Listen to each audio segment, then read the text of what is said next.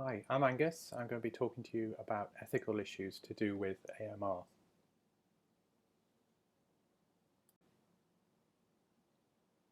So you've heard now from a number of different experts about how antimicrobials are used in different areas of activity, medicine, dentistry, and with animals, and some of the advantages that they have and also some of the problems.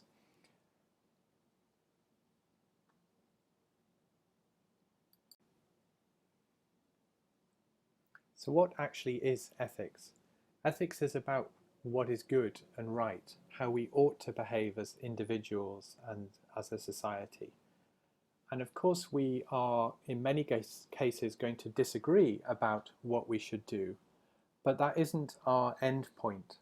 When we disagree, we can still ask each other why it is that we hold the views that we do. What are the reasons behind the views that we are advocating? And one thing you'll be doing over the next 2 days is analysing these different reasons that people might have for the views that they want to support. Sometimes those views are based upon ideas about evidence, and we can have different ideas sometimes about evidence. But in other situations, it's because we disagree about more ethical issues, about what kinds of things are important in our lives, what kind of different priorities we might place upon different kinds of considerations.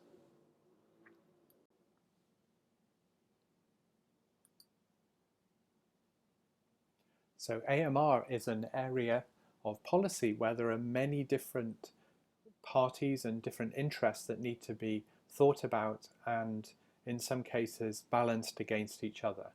So governments have an obligation to protect the citizens of a country. Consumers have an interest in making sure that costs are as low as possible. They also want to be protected from harms. Prescribers have professional obligations and they need to be weighed against other kinds of costs depending upon how the health system is constructed. Pharmaceutical companies are interested in making a profit, and we might have cases where they do not invest in producing new drugs because they don't feel it's financially worth their while. And in agriculture, we have the interests of farmers who want to make a reasonable profit from the work that they do, but also consumers again want low costs in the produce that ends up in the supermarket. So why ethics is relevant here is that it can help us to some extent with thinking about these different conflicts and how we might decide what to do. So when we think about AMR as a policy issue and we think about this from an ethical perspective, there are two main issues that we need to think about and consider. The first one is to do with what are the relevant harms and benefits, and secondly to think about what is a fair or a just distribution of those harms and benefits, basically within society, but also between those different kinds of interests that I just mentioned. So if we start by thinking about harms and benefits, basically harms are bad things that happen and benefits are good outcomes. And one of the first things that we need to do is to think about what these different harms and benefits might be. And then secondly, we need to think about weighing or balancing them against each other and making an overall judgment about how they are relevant to different kinds of policy outcomes. Now, when we think about harms or costs, it's very important that we take seriously ideas about financial costs, but when we're talking about harms, we're not just talking about economic factors, about financial matters. We're also thinking about costs or harms in terms of impacts on humans, other animals, and whole environments. The second thing to think about in relation to harms is that we're not just thinking about the problems immediately in the case before us. AMR, one of the key issues here is thinking about how we quantify or think about balancing the costs now and possible future costs, or the benefits now against future costs. And relevant to that is also thinking about the consequences of choosing not to change anything. So choosing to do nothing will have various implications for thinking about this balance of costs and benefits. And a big issue in the background here is an interesting theoretical issue about how we take into account the obligations that we have for the people who currently exist in the world. We tend to intuitively think that they have some priority when we're making decisions. So we need to weigh that against thinking about future people. So with AMR, we're interested in cases where we have a limited resource, and the more that we use now, the less will be available for future generations. And economists have a way of thinking about this in relation to what they call discounting. So different economic models will have different ways of doing this, but essentially there's an idea about the benefits and costs that occur now are to be given greater weight than those that occur in the future. And as you travel further into the future, there will be less and less value assigned to those different outcomes. So one issue for you to think about is to what degree that is fair, to what degree that has an impact on thinking about these particular issues. So just to provide an example of how, once we've identified different harms and benefits, we might have to weigh them or balance them against each other, I give an example here of thinking about future human health against the economic advantage to both farmers and consumers that come from the use of antimicrobials within agriculture. So it's a benefit to consumers because costs are lower, and it's advantage to farmers because they can encourage faster growth of livestock, and therefore there's more opportunity to make a profit in a reasonable time frame. So in the background here is thinking about are there clear cases where we should just say that antimicrobials should not be used, and we'll come back to this issue later on. But we need to justify that. Again, we need to think, going back to what I was saying before about what ethics is, we need to think about what are the possible reasons for that. You know, how do we think about this when we come to policy decisions?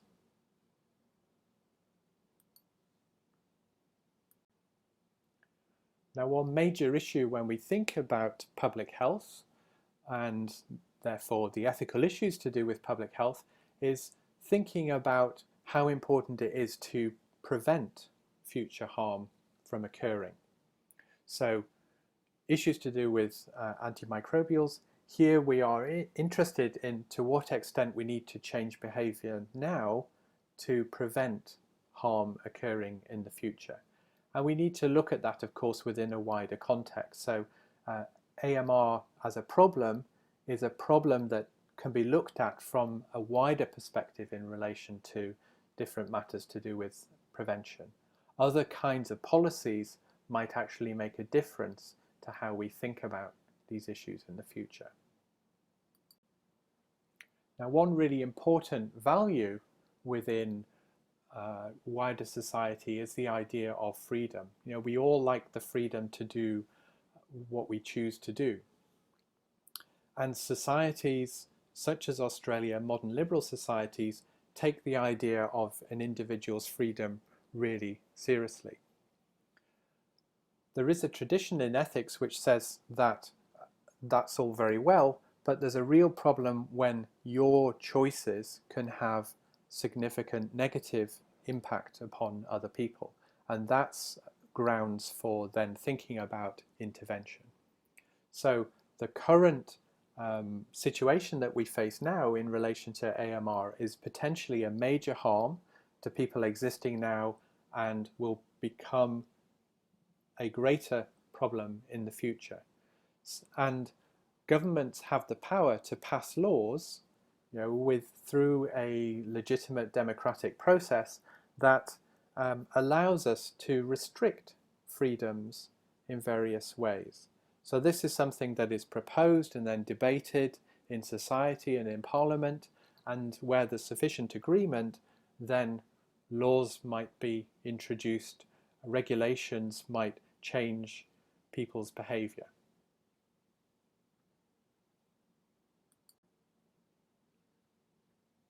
And one reason to think that there are important issues here is the nature of antimicrobials themselves, that they are a special type of good, and the more that we use them now, the less they will be available in the future. So we can think about basically as being a bit like an amount of money in a bank, that the more that we spend now, the less we will have later on. So this idea of saving antimicrobials is an important one. Do we save them for important uses? But what are such important uses? To what extent do we restrict use now to ensure that they're available in the future?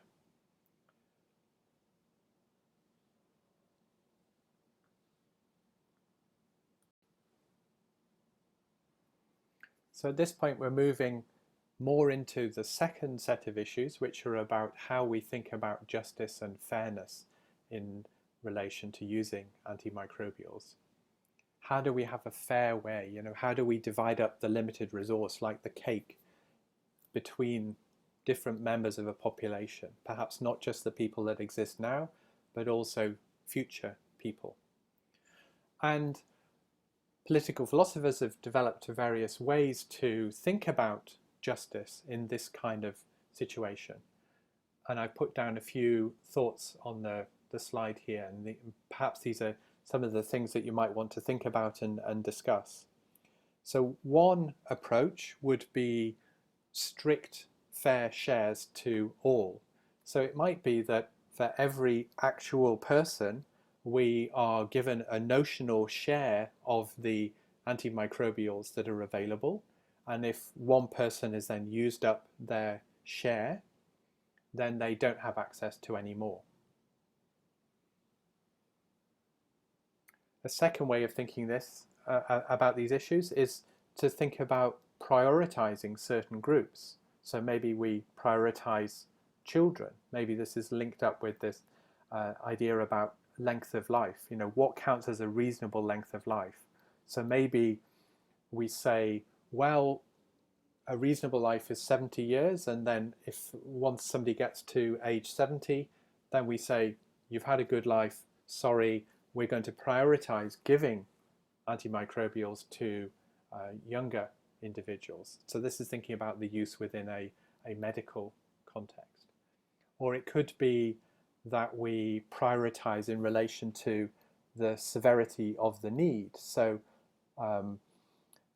it might be that some conditions, medical conditions that people have, there are other possible interventions that might be available, which mean that we don't necessarily have to use the resources of the antimicrobials that we have.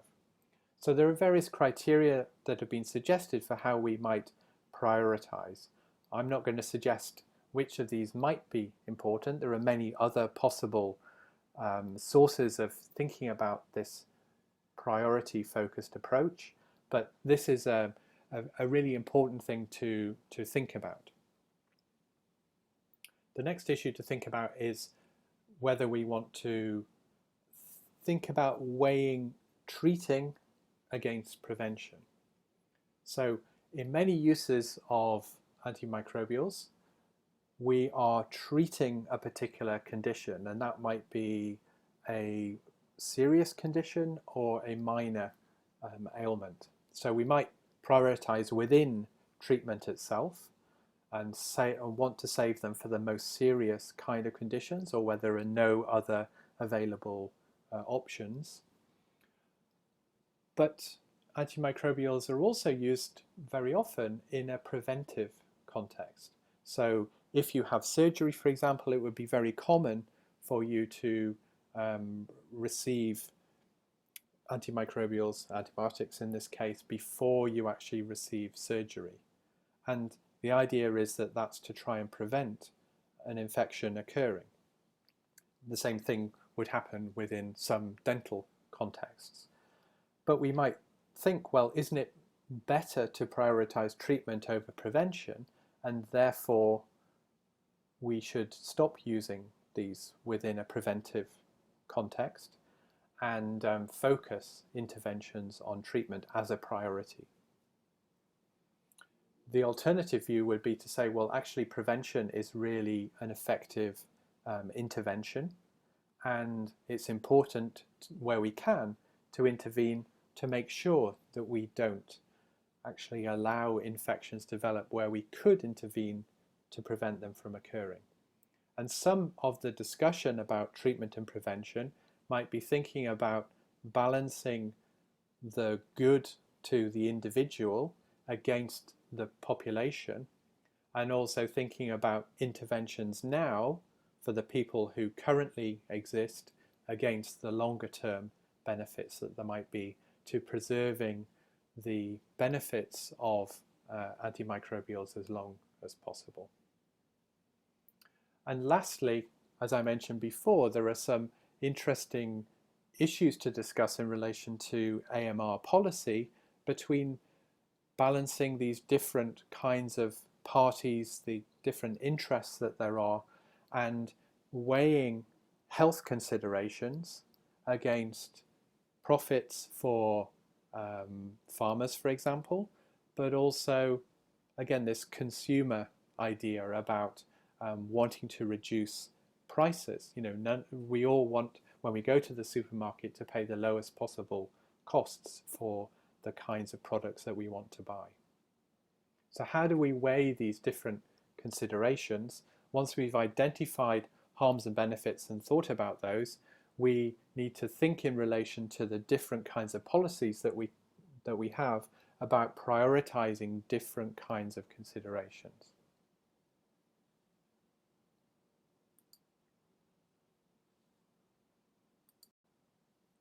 So where does this leave us? You know, what are the options?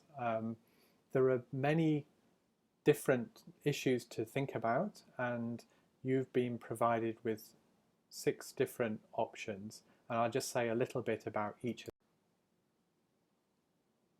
So the first option is to make antibiotics more expensive, and the idea here is that where we make something more expensive, it will lead to a decrease in its use. So we save antimicrobials for the future. That's a good thing. However, there's a real danger that when we think about the justice considerations, the fairness considerations, that because we're talking about costs, that can have an impact here. So some individuals might find it more difficult to access antibiotics if they're more expensive.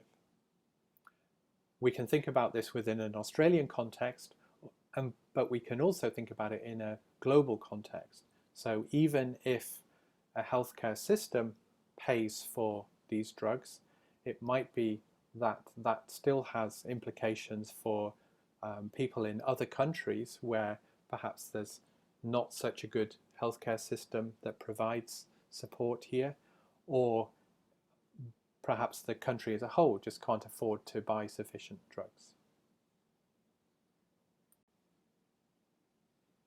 So the second option, prohibiting access on the same day. This is going to have some potential benefit in terms of saving for the future, but how effective is this going to be as an intervention? So we need to think about the harms and benefits. How much of a saving is this going to give? It's an inconvenience, but is that inconvenience enough? Also, again, we need to think about fairness here, where some people perhaps have more problems returning to pick up a prescription on a different day. A more radical solution is option 3, where we're severely restricting access through the community practitioners themselves, so the doctors and the dentists. And clearly it's within the power of the state to do this, and there would be a restriction of the professional freedom here to provide the drugs that they thought was appropriate, and this might actually have a major impact upon saving the benefits of antimicrobials for the future. Will it be fair? It might be something that is fair as long as it's implemented equally across the whole of the population. But the intervention here is at the practitioner level rather than at the patient level. The fourth option is to think about banning the use of antibiotics within a particular agricultural context, and it might be that this is an attractive option for many people, but there will of course be consequences from this. There will be costs both to the farmers, because it might take longer for animals to mature sufficiently to then be able to then go to market, and consumers might also have to pay more for the meat that's consumed within that context. But there are many parts of the world where there are serious restrictions on the use of antibiotics in this area, so we know that this has some impact, and we know, because it's been modelled elsewhere, that this would be effective. Because of the way that global trade works, there would have to be an assurance that domestic farmers were not penalised because foreign imports were coming in where there was still continuous use of these drugs, even though they're not used domestically. And of course, it's worth pointing out that there are other options that can contribute here, such as there would be general health benefits and perhaps other benefits from eating less or eating no meat at all. So there are other possible issues to think about. The fifth option is a minimalist one in terms of the different practitioners that use antibiotics would put up a poster that says that they are deliberately restricting access to the use of antimicrobials, and that this is for the following reasons, and there would be a justification in terms of actually ensuring that the benefits are saved for the future. But we can ask questions about whether this is actually enough of an intervention. So it wouldn't just be the poster itself, it would be the policy behind the poster that does most of the work. But this would be an attempt to demonstrate public accountability, because there would be a statement about what the policy actually was. And then if people had questions, they could ask their different practitioners about them. And then finally, option 6, the idea here is again to focus on practitioners and to really require them to write a justification for every single use. And of course this would be burdensome, but it will ensure that the different practitioners don't just have concerns about AMR in the back of their mind, but they are really thinking every time they write a prescription which involves using these particular drugs, that they are forced to think, is this really necessary? So consumers are taken out of this decision making. This would be fairly straightforward to initiate, but it would require again some restrictions upon the autonomy, the professional autonomy of the practitioners in this case. Is it fair? Well, again, as long as it applies to all practitioners, you could argue that it is fair in one sense of fair, but there might still be differences between practitioner behaviour as a result of this approach. So what we've tried to do here is to introduce some ethical language that I hope contributes to some of the discussions over the next couple of days, and I look forward to answering any questions that you might have.